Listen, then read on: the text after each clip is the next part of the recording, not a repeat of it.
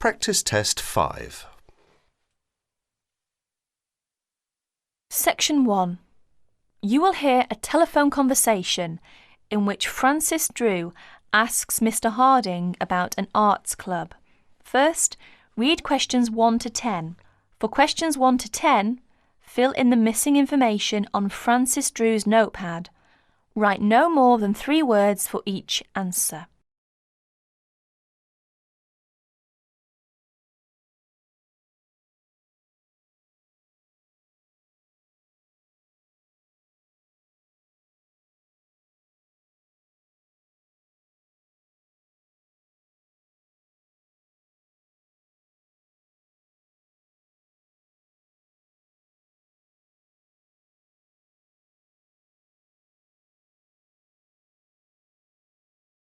Now listen carefully and answer questions 1 to 10. Hello.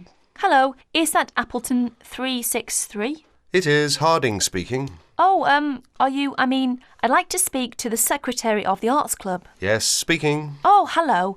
My name is Francis Drew. I just moved to the area. My classmate and we'd be interested in joining the arts club, but we'd like some more information, really. You know, about joining and the sorts of activities you do. Yes, well, what you want's our calendar. Ask at the library. I'll make sure that there are plenty there by Thursday. That's all right for you? Yes, fine, thank you. But would you mind telling me how much it costs to join? Membership fee for an adult is £2.50 per year, of course. What exactly does club membership entitle one to? Entitle you to? For a start, there's the club events. You get invited to them, of course. They're for members and only they are free. What sorts of events are there? You'll see what they are when you get hold of a calendar. But, well, there's club evening, for instance, once a month, usually Wednesdays from 8 till 10. And whereabouts do you hold them? Club evenings, the beach pavilion. Do you know it? No, I don't think I do. It's not near the seafront, is it? No, up past the tennis courts on Park Avenue. You know where that is. No, I'm afraid I don't. We'd soon find it, though. Quite good. I don't know what your interests are. Music. Got any musical talents? I'm not sure about talents exactly. I like music. We both do. Do either of you sing? Oh, yes. We've both been in choirs. Well, there you are then. The club's got a very fine choir. Very fine. I'm in it myself, as a matter of fact. We have practices every Friday evening. And it's no good just thinking of joining if you can't make the practices. No, of course not. But what's the procedure? If we decide to join the choir or any of the other activities, how do we go about it? You can't get into the choir without an audition. As far as the other sections are concerned, members have to apply through the section's secretary in the first place. Yes, right. And the fee again, I've written it down somewhere. £2.50 each. And where do we send it? To you? No, I'm the secretary. It's the treasurer who deals with that. I'll give you his name if you want to write it down. Yes, please. His name is Hosegood. H-O-S-E and then Good. Yes. Initial P, address 3 Clay Hill, Appleton. Right, and it's all right to send a cheque? That's the usual, yes. Payable to Appleton Arts Club. Appleton, A-P-P-L-E-T-O-N. Oh, and better put your address on the back as you're new. And incidentally, there's a newsletter out 3 times a year, just to keep club members up to date with what's going on. They're sent to everyone. That's good. Just one last thing. Would you mind telling me what the other sections are so that I can tell my classmate and we... The players, that's our act group I've told you. Choir, you know about. There's the gramophone circle, the music workshop, the literary and discussion group. Oh, that one meets in different members' homes. Then there's the studio workshop and, what have I missed out? Oh, yes, the art talks. That's the lot, I think. The Film Society. That's the other one. Got them all. Ah, yes, just about. Thank you very much. You've been very helpful. Not at all. Pleased to assist. And look forward to meeting you and your classmate at the club. Yes, thank you. Goodbye then. That is the end of section 1. You will have half a minute to check your answers.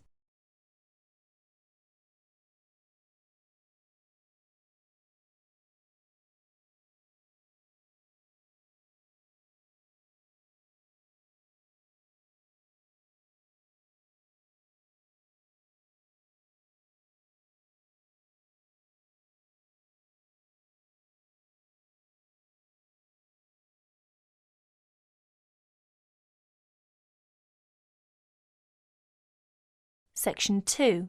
You are going to hear the President of Australia Retailers Association give his welcome address at a convention. First, you have some time to read questions 11 to 14.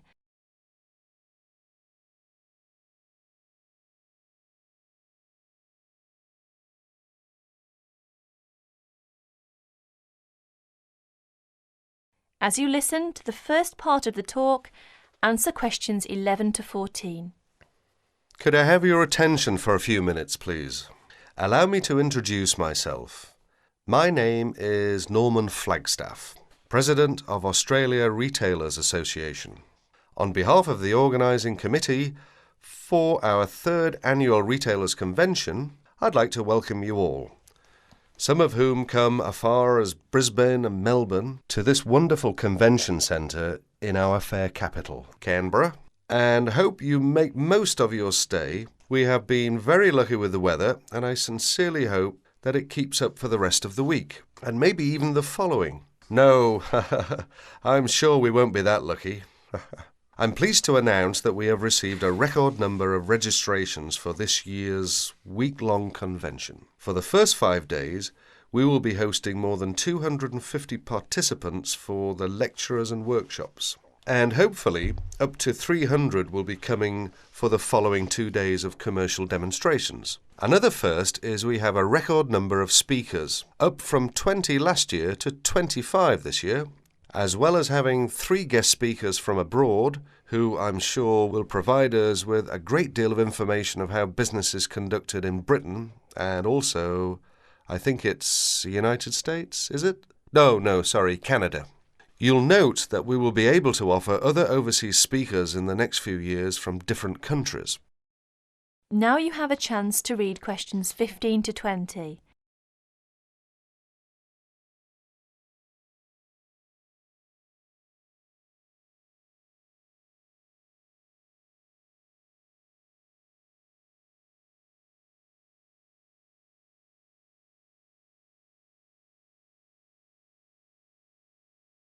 As the talk continues, answer questions 15 to 20.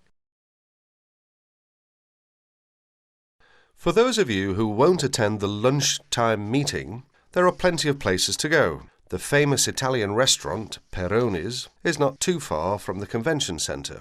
From the centre's entrance on King Street, just go straight to the street to the Mime Park, through the Heroes Arch at the other end of the park, cross William Street, and it's right next to the bank. The Jumbo Sandwich Shop for quick snacks is also nearby. From the centre, just turn right up King Street and turn left into Queen Street. Go along Queen Street until you get to the William Street, then turn right. You'll spot it right next to the William Street Underground Station.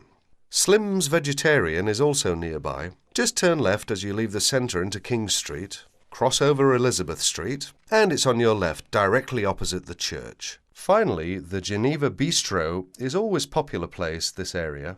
It's located behind the church on William Street. Please make sure you're back on time, though. We don't want to finish too late. On the second part of the day, I'm afraid we will make a few amendments to the programme. It's important to note that the afternoon session will begin at 2:30 p.m. and will be finished at the time indicated on your programme. There have also been a couple of venue changes. The first being the talk on marketing by Jane Howard, which one now will be held in the green room on the second floor. The workshop on distribution of goods will not be given by Sarah Moore, but by her sister Barbara, due to an unforeseen illness in the red room on the second floor. We hope she'll be back on her feet in no time. It's good of Barbara to step in right at the last minute. Finally, the workshop on advertising by Peter Newstead has been cancelled due to an airline dispute. On Friday, we'll be starting off the day with a new video presented by the Dow Keys Company as part of their opening lecture on merchandising. That's Friday the 27th. That's all for the moment. If you require any further information regarding the convention, you can talk to one of the many convention helpers wearing a distinctively blue and gold jackets. One thing before I finish, if there are any problems with times and locations of the day's activities, please remember that there is a notice board on the first. Is it the first? Yes, the first floor. Now, we hope you enjoy yourselves and we look forward to seeing you again. That is the end of section 2. You now have half a minute to check your answers.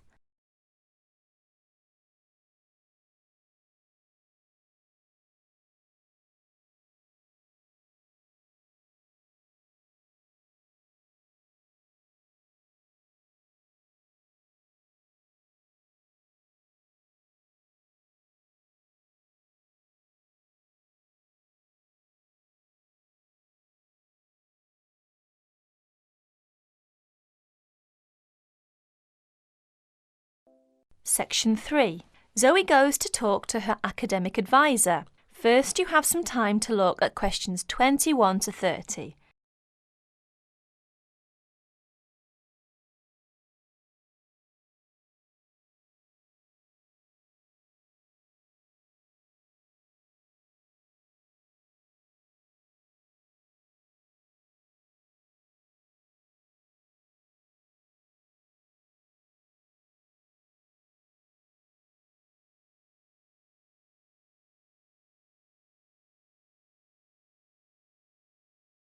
Now, listen carefully to the conversation between Zoe and her advisor and answer questions 21 to 30. How are you getting on, Zoe?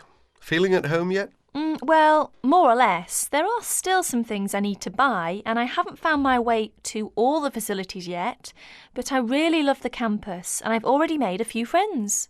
Fantastic. Now let's see what we can do to get your studies off to the right start too. You're on the foundation course, so you can take up to 8 modules. What we advise is that you take 4 modules in the first semester and, assuming everything goes well, 4 in the second. Have you decided which you want to take in this semester? I haven't made my mind up yet. I can't decide whether to take Principles of Marketing or Introduction to International Trade. Well, that depends on your career goal. You're planning to work in the biotechnology sector, aren't you? Well, that's my present thinking, but I guess I might change my mind. Right, well, marketing is a broad general subject that you will find really useful in a number of careers. International trade, on the other hand, is more specific. That's fine if you're sure it's the sort of work you want to do. A lot of students start off thinking about that option because it seems glamorous, but marketing can also be an exciting career, and there's a wide choice of jobs. Maybe you ought to wait until your career ideas are a bit more definite before you go down that road. Yes, I see. I could take international trade next year, couldn't I? Sure, you could do international finance as well. So, in your first semester, you've got Principles of Marketing, Introduction to Economics, Banking and Finance, and let's see, Principles of Financial Accounting. How do you feel about that as a package? It's okay, I think, but I'm a bit worried about the maths. There'll be some statistics to do, won't there? Basic statistics, yes, but nothing more difficult than your last year of school maths. I know, but our maths syllabus was a bit old-fashioned. Mostly algebra, geometry, trigonometry and stuff, hardly any stats. Right, well, it sounds as if you could do with the maths brush-up course. Can I arrange for you to attend just the classes on statistics, if you like? That'd be great. I didn't want to do the whole of maths again, but the stats classes would make me feel much more confident, thanks. Hang on a minute, there's one more thing. Your English. Now, you know you have to reach a satisfactory standard in English by the end of your first year to be allowed to go on to the main BSc course. Yeah, now I'm in an English-speaking environment and I have to speak English all the time. I'm sure I'll be all right. It certainly helps, but speaking isn't everything. You'll have to get your reading up to the standards where you can understand the books on your course reading list quickly to get the information and ideas you need to write your essays. That means you have to develop a high level of comprehension skills. You'll never get through the course material if you try to read the books intensively from cover to cover. That's why our language skills development program gives you a series of graded academic texts to study and answer questions on a limited time. You'll probably find it hard at first, having to work against the clock without a dictionary. How can I improve my skimming and scanning skills? Good question. For that, you'll have to do a range of specially designed exercises. Sometimes these will be from a transparency, because it is often how the lecture material is presented. Sometimes I think I'll never learn all the vocabulary. English is such an enormous language. I know what you mean.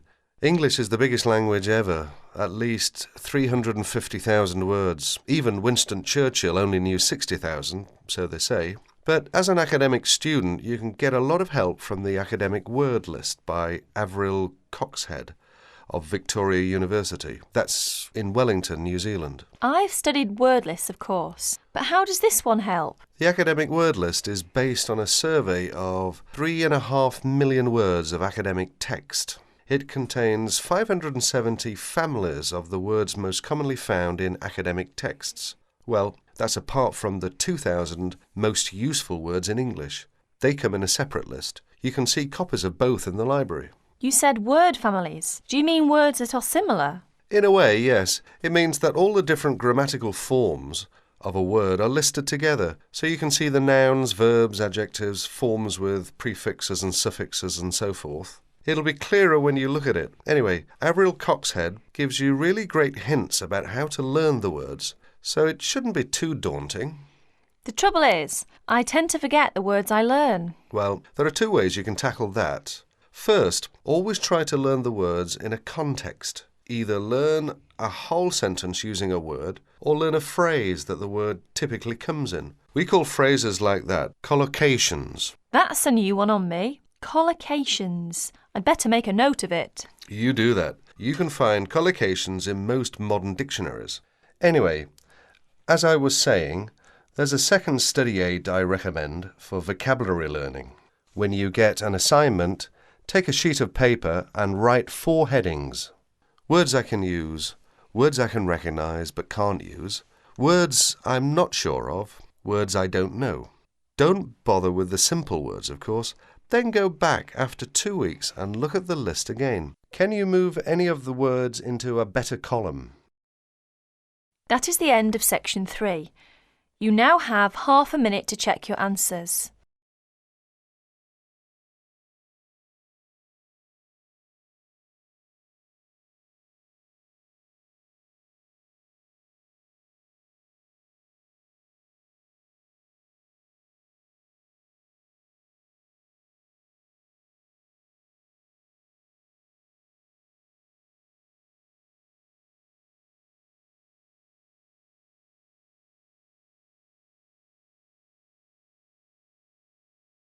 Section 4. You will hear a lecture giving advice on how to present a seminar paper. First read questions 31 to 40. Complete the notes of the outline. Write no more than 3 words in each answer.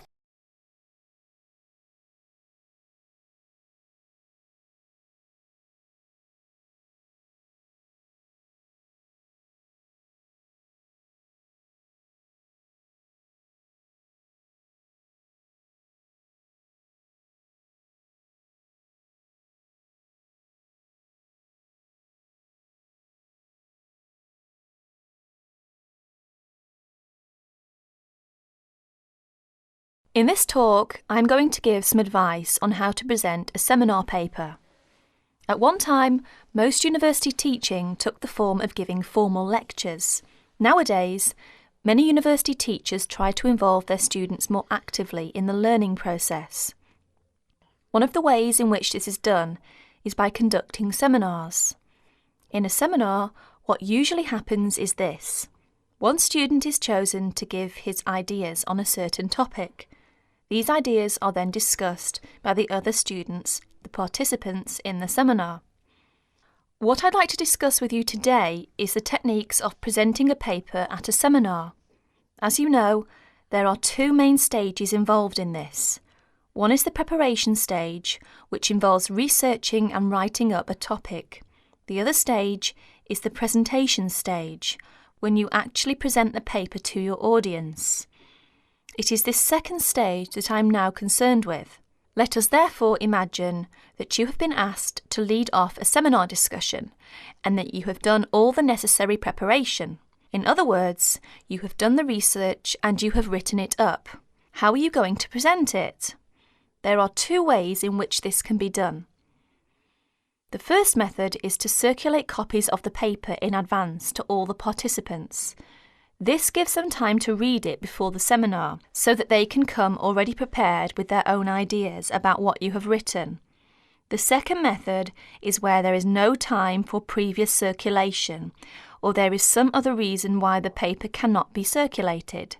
In that case, of course, the paper will have to be read aloud to the group, who will probably make their own notes on it while they are listening.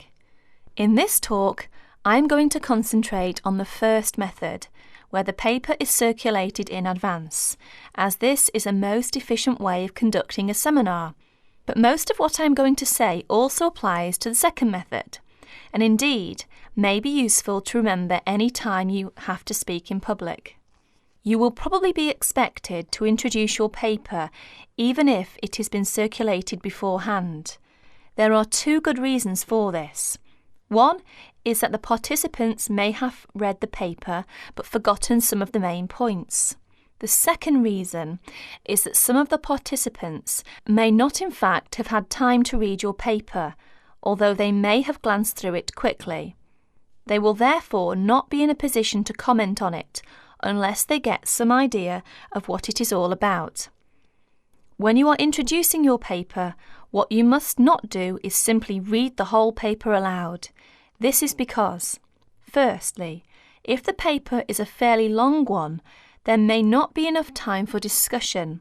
From your point of view, the discussion is the most important thing. It is very helpful for you if other people criticise your work. In that way, you can improve it. Secondly, a lot of information can be understood when one is reading. It is not so easy to pick up detailed information when one is listening. In other words, there may be a lack of comprehension or understanding. Thirdly, it can be very boring listening to something being read aloud. Anyway, some of your audience may have read your paper carefully and will not thank you for having to go through all of it again. Therefore, what you must do is follow the following 9 points. 1. Decide on a time limit for your talk. Tell the audience what it is. Stick to your time limit. This is very important. 2. Write out your spoken presentation in the way that you intend to say it. This means that you must do some of the work of writing the paper again, in a sense. You may think that this is a waste of time, but it isn't. If a speaker tries to make a summary of his paper while he is standing in front of his audience, the results are usually disastrous. 3. Concentrate only on the main points. Ignore details. Hammer home the essence of your argument. If necessary, find ways of making your basic points so that your audience will be clear about what they are. 4. Try to make your spoken presentation lively and interesting. This doesn't necessarily mean telling jokes and anecdotes, but if you can, think of interesting or amusing examples to illustrate your argument. Use them. 5. If you are not used to speaking in public, write out everything you have to say, including example, etc. Rehearse what you are going to say until you are word perfect. 6. When you know exactly what you are going to say, reduce it to outline notes. Rehearse your talk again, this time from the outline notes. Make sure you can find your way easily from the outline notes to the full notes, in case you forget something. 7. At the seminar, speak from the outline notes, but bring both sets of notes and your original paper to the meeting. Knowing that you have a full set of notes available will be good for your self-confidence. 8. Look at your audience while you are speaking. The technique to use is this. First, read the appropriate parts of your notes silently. If you are using outline notes, this won't take long. Then, look up at your audience and say what you have to say. Never speak while you are still reading. While you are looking at your audience, try to judge what they are thinking. Are they following you? You will never make contact with your audience if your eyes are fixed on the paper in front of you. 9. Make a strong ending. One good way of doing this is to repeat your main points briefly and invite questions or comments. Perhaps I can sum up by saying this. Remember that listening is very different from reading. Something that is going to be listened to has therefore got to be prepared in a different way from something that is intended to be read. That is the end of section 4. You will have half a minute to check your answers.